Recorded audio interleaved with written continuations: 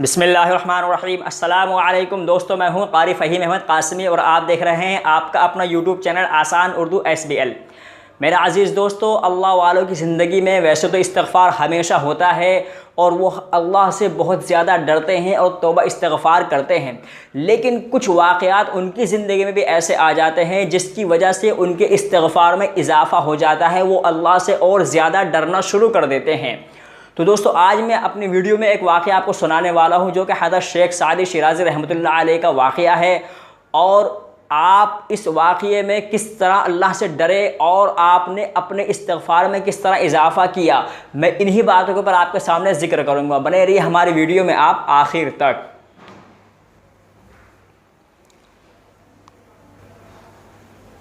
तो मोहतरम अज़ीज़ दोस्तों, हज़रत शेख सादी शिराज़ी रहमतुल्लाह अलैह के नाम से कौन नावाकिफ़ होगा। आप रहमतुल्लाह अलैह बहुत बड़े अल्लाह वाले और बहुत बड़े शेख गुज़रे हैं और आपके अक़वाले ज़री आज तक मशहूर हैं। आपकी ज़बान से निकला हुआ एक एक लफ्ज़ बिल्कुल ज़िंदगी के मानों में खरा उतरता है। आपके अक़वाल अपनी ज़िंदगी में जो ढाल लेगा उसको अपनी ज़िंदगी जीना और ज़िंदगी की जंग से लड़ना आसान हो जाएगा। हज़रत शेख सादी शिराज़ी रहमतुल्लाह अलैह बहुत बड़े अल्लाह वाले और उनकी किताबें आज भी बड़े बड़े मदारिस में पढ़ाई जाती हैं और उनकी किताबें जैसे गुलिस्ता और बूस्ता बहुत ज़्यादा मशहूर हैं, जो कि आज भी दारुल उलूम देवबंद और बहुत बड़े मदारिस में पढ़ाई जाती हैं और फ़ारसी की बड़ी ही मुस्तनद और बड़ी ही मकबूल किताबें हैं। तो मेरा अज़ीज़ दोस्तों, हज़रत शेख सादी शिराज़ी रहमतुल्लाह अलैह का वाक़या, एक मरतबा आप अपने घर से निकले, गर्मी का सख्त मौसम था, पथरीली ज़मीन और रेगिस्तानी ज़मीन हुआ करती थी जहाँ पर रेत और पत्थर हुआ करते थे।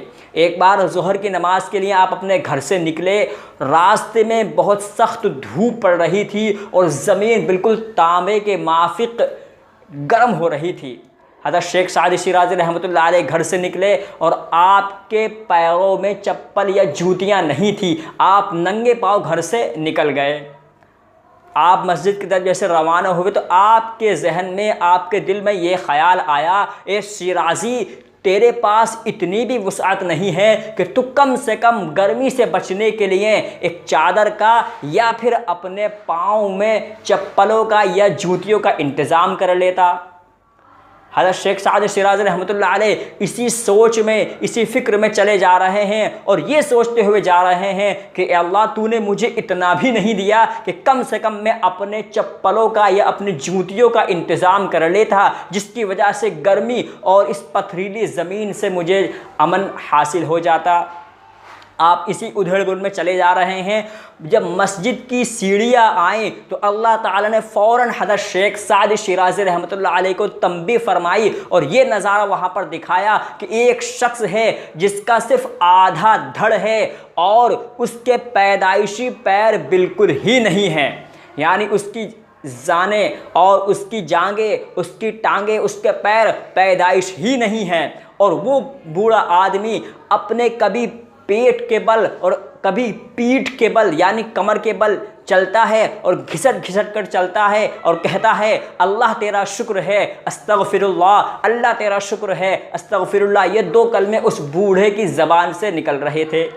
तो हज़रत शेख सादी शिराज़ी रहमतुल्लाह अलैह बड़े ताज्जुब हुए और वहीं पर तौबा की और इस्तिग़फ़ार की और अपनी इस्तिग़फ़ार में और ज़्यादा कसरत कर दी और कहा, ए अल्लाह, तू बड़ा कितना करीम है, तू बड़ा रहीम है कि तूने कम से कम मुझे चलने के लिए पैर तो मरहमत फरमाए हैं। एक ये भी तेरा बंदा है जो कि पैदाइश उसके पैर ही नहीं हैं और वो कभी पीठ के और कभी कमर के और कभी पेट के बल घिसट घिसट कर चलता है, फिर भी तेरा शुक्र कर रहा है। और शिराज़ी, जिसके पैर होने के बावजूद वो तेरी नाफरमानी और तेरा नाशुक्र कर रहा है, ए अल्लाह मुझे मुआफ़ फरमा। और फिर हज़रत शेख सादी शिराज़ी रहमतुल्लाह अलैह फरमाते हैं कि उसके बाद से मैं इस्तिग़फ़ार इतनी किया करता था, इतनी इस्तिग़फ़ार किया करता था, हमेशा इस बात का डर रहता कि अल्लाह मुझे कहीं ना कहीं किसी सूरत में मेरी पकड़ ना कर ले।